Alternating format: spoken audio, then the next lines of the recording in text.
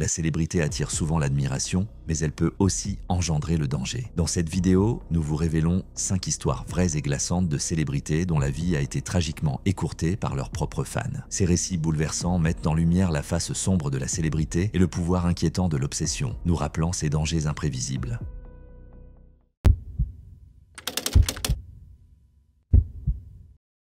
Nous sommes le 18 juillet 1989 à West Hollywood, en Californie. Rebecca Schaeffer, une actrice de 21 ans, attend avec impatience la livraison d'un script pour Le Parrain, 3e partie. Rebecca est connue pour son rôle de Patty Russell dans la série télévisée My Sister Sam. Enthousiaste à propos de cette opportunité qui pourrait faire décoller sa carrière, elle est loin de se douter que sa vie est sur le point de basculer dans la tragédie. Née à Eugene, dans l'Oregon, le 6 novembre 1967, Rebecca Schaeffer est la fille unique de Dana et Benson Schaeffer. Sa famille, très unie, est profondément impliquée dans sa foi juive. Petite, Rebecca rêve de devenir rabbin, mais en grandissant, son intérêt se tourne vers le mannequinat et la comédie. À 14 ans, son coiffeur la recommande à une agence de talent et elle commence rapidement à apparaître dans des catalogues et des publicités de grands magasins. À 16 ans, Rebecca déménage à New York pour poursuivre sa carrière à temps plein, jonglant entre ses études à la Professional Children's School et ses contrats de mannequin et d'actrice. Elle décroche un rôle dans le feuilleton One Life to Live, mais c'est en tant qu'actrice qu'elle trouve le plus de succès, en partie à cause de sa taille,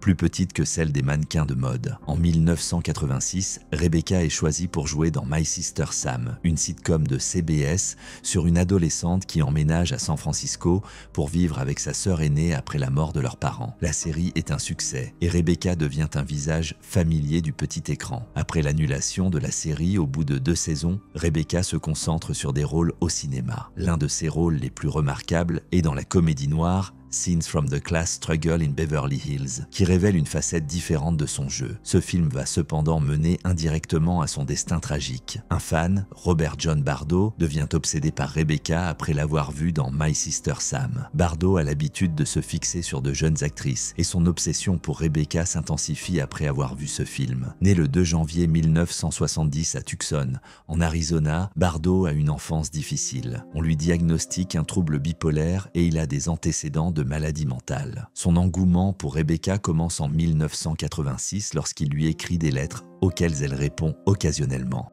Mais son obsession prend une tournure sombre lorsqu'il regarde Scenes from the Class Struggle in Beverly Hills et voit Rebecca dans une scène de lit.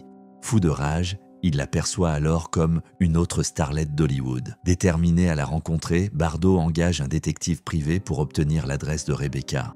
À l'époque, cette démarche est étonnamment facile, car les informations des permis de conduire sont publiques. Armé de son adresse et d'une arme achetée avec l'aide de son frère, Bardo se rend à Los Angeles.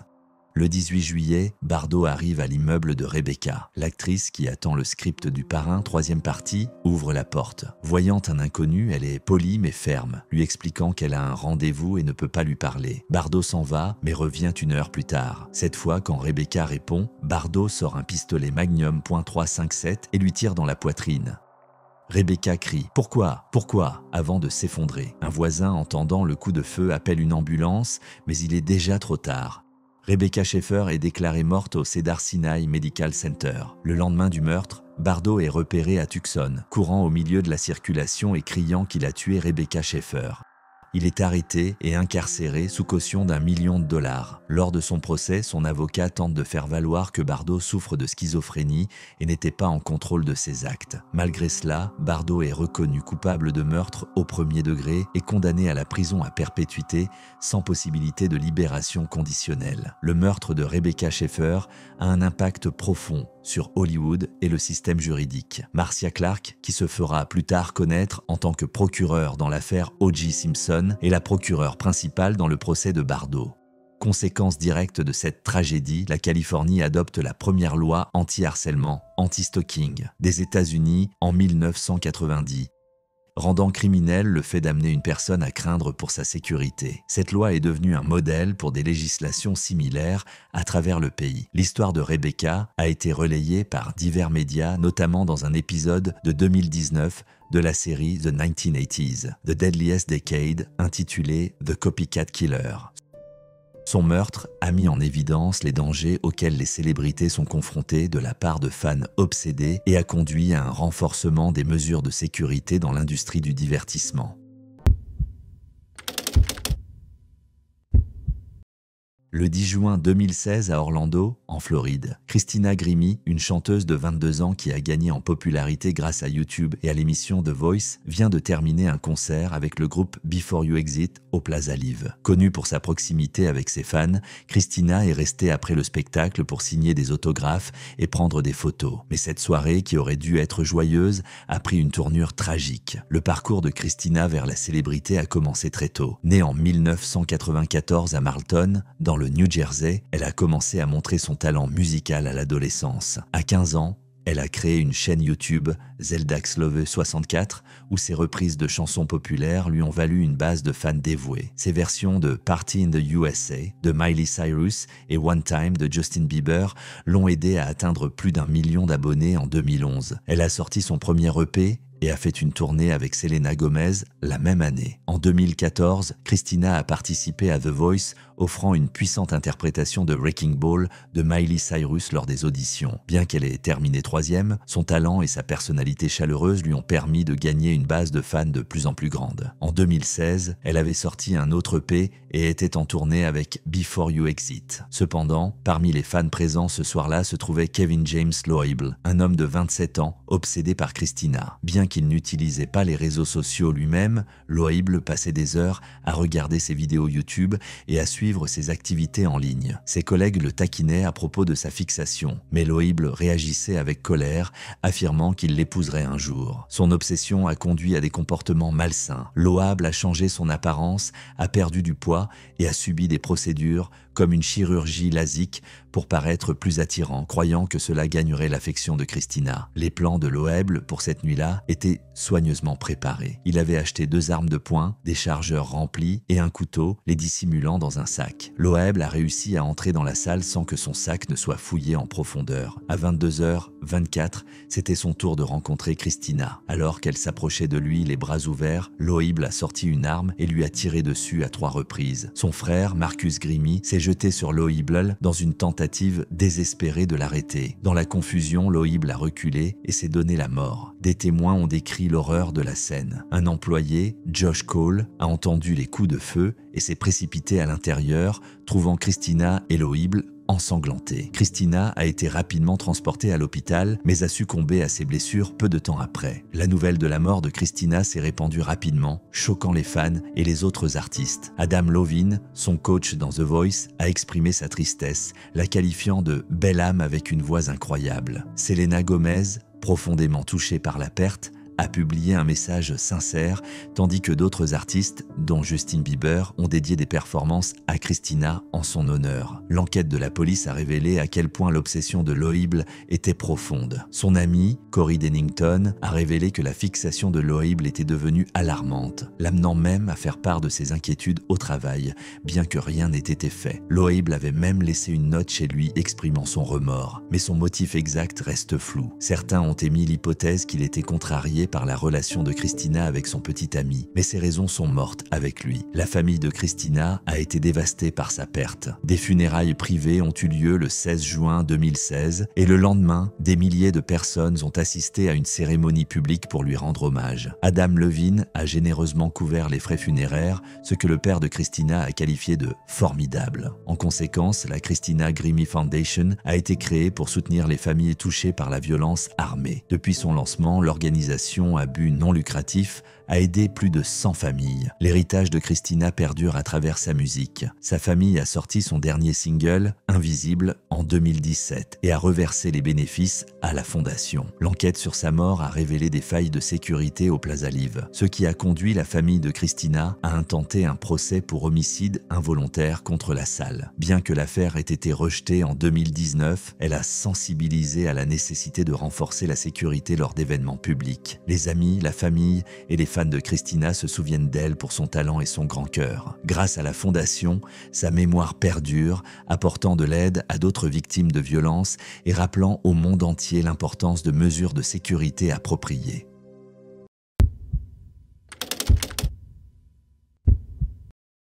Le 8 décembre 1980, à New York, John Lennon, membre mondialement célèbre des Beatles, vient de terminer une session d'enregistrement avec sa femme Yoko Ono. Ils rentrent à leur appartement au Dakota, un bâtiment emblématique de l'Upper West Side. Lennon est de bonne humeur, il vient de sortir son nouvel album Double Fantasy. Tout semble aller pour le mieux ce jour-là, mais un événement tragique est sur le point de se produire. Plus tôt dans la journée, Lennon a eu une brève interaction avec un fan du nom de Mark David Chapman, un homme de 25 ans, originaire d'Hawaï. Chapman, un ancien agent de sécurité, a passé des heures devant le Dakota, attendant de rencontrer Lennon. Lorsque ce dernier est sorti, Chapman lui a demandé de signer sa copie de Double Fantasy, ce que Lennon a fait avant de partir. Cela semblait être une rencontre typique entre un fan et son idole à l'époque, mais Chapman avait des intentions bien plus sombres. Chapman prévoyait de tuer Lennon depuis des mois. Il s'est rendu à New York à 2 reprises pour préparer son acte et se familiariser avec le bâtiment du Dakota. Il est arrivé en ville le 6 décembre et s'est installé au YMCA du West Side, à quelques pas seulement du Dakota. Au cours des jours suivants, il a rôdé autour, attendant le bon moment. Chapman avait été un grand fan des Beatles, mais son admiration s'est transformée en ressentiment avec le temps. Il voyait Lennon comme un hypocrite, vivant dans le luxe tout en prêchant des messages de paix et d'amour. Ce sentiment, combiné au désir de Chapman d'obtenir une certaine reconnaissance,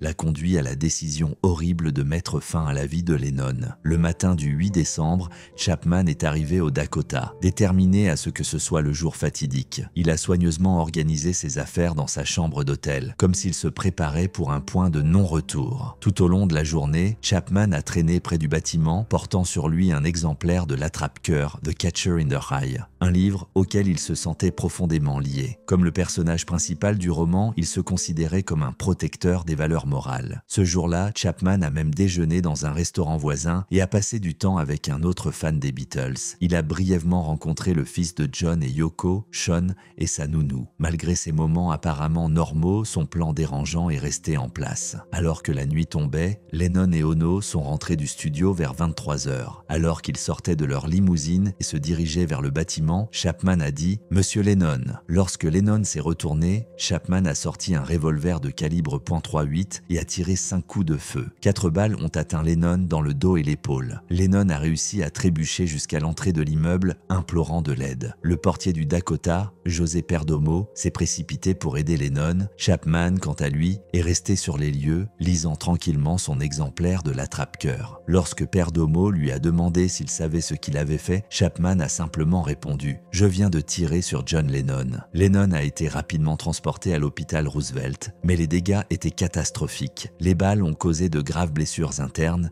et Lennon a été déclaré mort peu de temps après son arrivée. Le monde avait perdu l'une de ses plus grandes icônes musicales. La nouvelle de la mort de Lennon s'est propagée rapidement, choquant des millions de fans à travers le monde. Des foules se sont rassemblées devant le Dakota et à Central Park pour faire leur deuil. Les gens ont chanté les chansons de Lennon, organisant des veillées à la chandelle en sa mémoire. Sa mort a laissé une cicatrice émotionnelle profonde sur les mélomanes et sa famille, y compris Yoko Ono et ses fils, Julian et Sean. Chapman a été arrêté sans résistance. Il a avoué le crime plus tard, expliquant qu'il avait tué Lennon pour se faire un nom. Au fil des ans, Chapman a exprimé des regrets pour ses actes, mais il reste en prison, s'étant vu refuser la libération conditionnelle à plusieurs reprises en raison de l'impact durable de son crime. John Lennon n'avait que 40 ans à sa mort. Son meurtre reste un exemple tragique des dangers auxquels les célébrités sont confrontées et de la nature imprévisible, parfois violente, de la célébrité.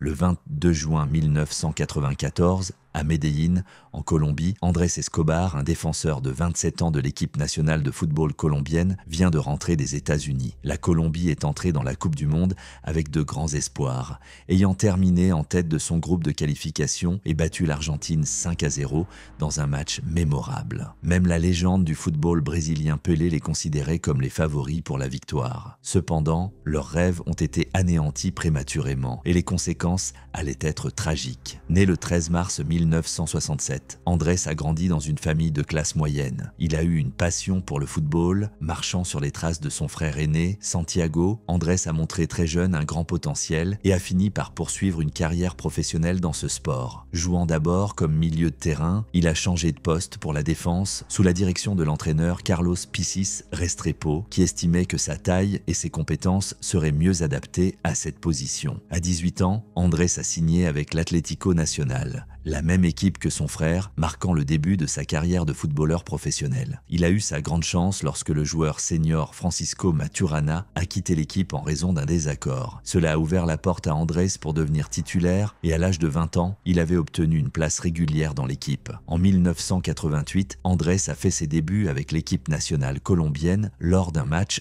contre le Canada. Ses solides performances lui ont rapidement valu une place aux côtés de joueurs clés comme René Higuita et Carlos Valderrama. Malgré les inquiétudes concernant sa jeunesse et son manque d'expérience, Andrés a impressionné les critiques et les fans. Un moment fort est survenu lorsqu'il a marqué un but de la tête contre l'Angleterre, ce qui a consolidé son statut de star montante du football colombien. En 1989, Andrés a marqué le but de la victoire pour mener l'Atlético Nacional à la victoire en Copa Libertadores.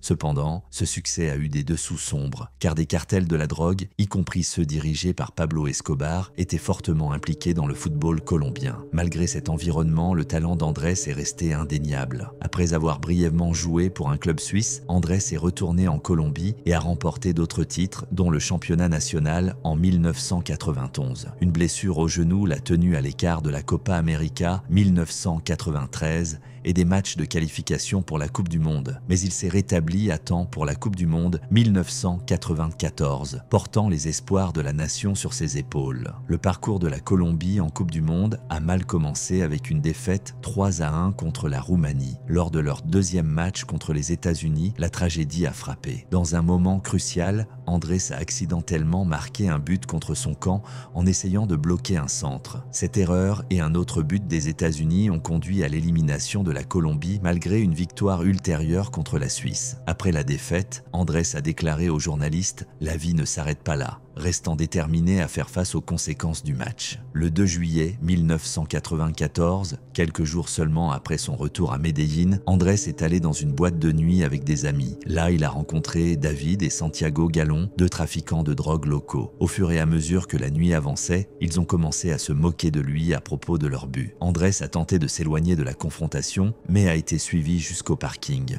Lorsqu'il a expliqué que c'était juste une erreur, l'argument a dégénéré et l'un des hommes a sorti une arme à feu, lui tirant 6 fois dessus. Andrés a été transporté d'urgence à l'hôpital, mais il était trop tard. Sa mort a choqué la Colombie et la communauté internationale. La police a arrêté Humberto Castro Muñoz, un garde du corps des frères Galón qui a avoué le meurtre. Il a été condamné à 43 ans de prison, bien que sa peine ait été réduite par la suite. On estime que 120 000 personnes ont assisté aux funérailles d'Andrés Escobar. Sa mort est devenue un symbole du lien profond entre le football et la violence liée à la drogue qui a ravagé la Colombie. Bien que des efforts aient été faits pour améliorer ses conditions, de nombreux problèmes sous-jacents demeurent. Des années après la mort d'Andrés, la communauté du football colombien a continué à ressentir le poids de cette tragédie. En 2018, après qu'un carton rouge a été infligé au milieu de terrain Carlos Sanchez lors d'un match de Coupe du Monde, il a reçu des menaces de mort. Santiago a pris la parole, rappelant au public les problèmes persistants qui continuent d'affecter le football et la société colombienne. Le 31 mars 1995, à Corpus Christi, au Texas, Selena Quintanilla Pérez, une star de la musique tejano, âgée de 23 ans, se prépare pour un rendez-vous important. Elle est largement admirée pour son énergie débordante et son incroyable talent, ce qui en fait une figure adorée au sein de la communauté latine. Elle a récemment donné un concert devant une foule record au Houston Astrodome. Pourtant, ce qui aurait dû être un jour comme les autres se transforme en une tragédie qui choque le monde entier. Selena est née à Lake Jackson, au Texas, le 16 avril 1971. Son père, Abraham Quintanilla Jr., un ancien musicien, l'a encouragée à chanter très jeune dans leur groupe familial, Selena y Los Dinos. Bien qu'elle ait initialement appris à chanter en espagnol de manière phonétique, elle est finalement devenue bilingue, tissant un lien profond avec la communauté latino. Au fil du temps, sa voix puissante et sa présence scénique lui ont valu de nombreux fans. Le groupe groupe familial Quintanilla a commencé à se produire lors de mariages et dans des clubs à travers le Texas,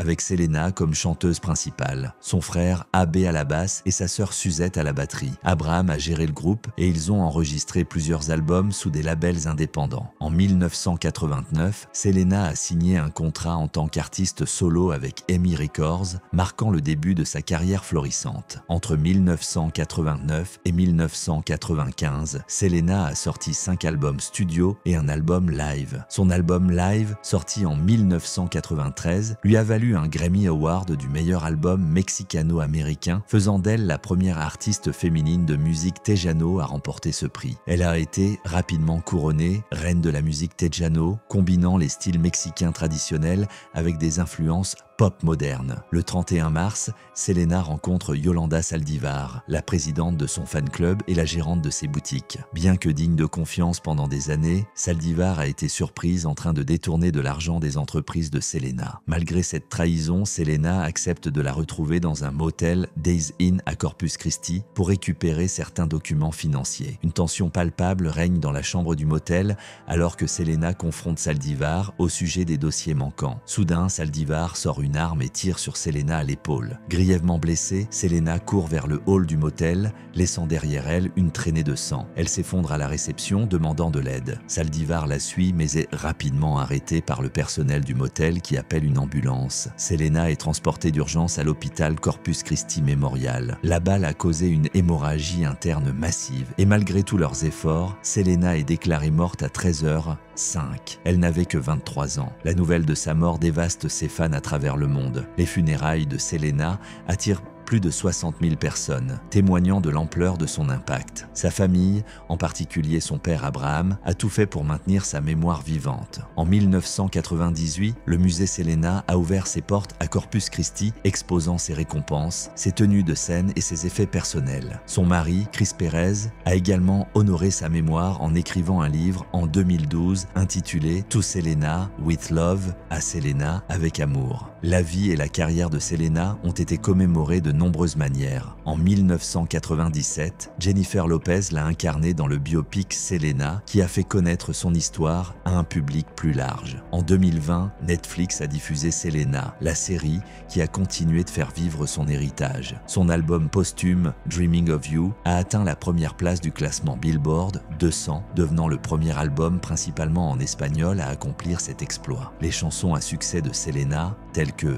Como la Flor et Bidi Bidi Bom Bom, restent des classiques adorés. Selena a reçu de nombreuses distinctions à titre posthume, dont une étoile sur le Hollywood Walk of Fame en 2017. Son anniversaire, le 16 avril, est célébré comme le Selena Day au Texas, le Smithsonian ayant ajouté des tenues emblématiques à sa collection en 2022. De plus, MAC Cosmetics a lancé des collections inspirées de son style, qui se sont vendues presque instantanément. Selena Quintanilla Perez a connu un succès remarquable au cours de sa courte vie, et son héritage continue d'inspirer des millions de personnes. Sa musique, son esprit restent vibrants, poussant beaucoup à se demander ce qu'elle aurait pu accomplir si elle avait vécu plus longtemps. Son héritage perdure et elle restera à jamais dans les mémoires comme la reine de la musique tejano,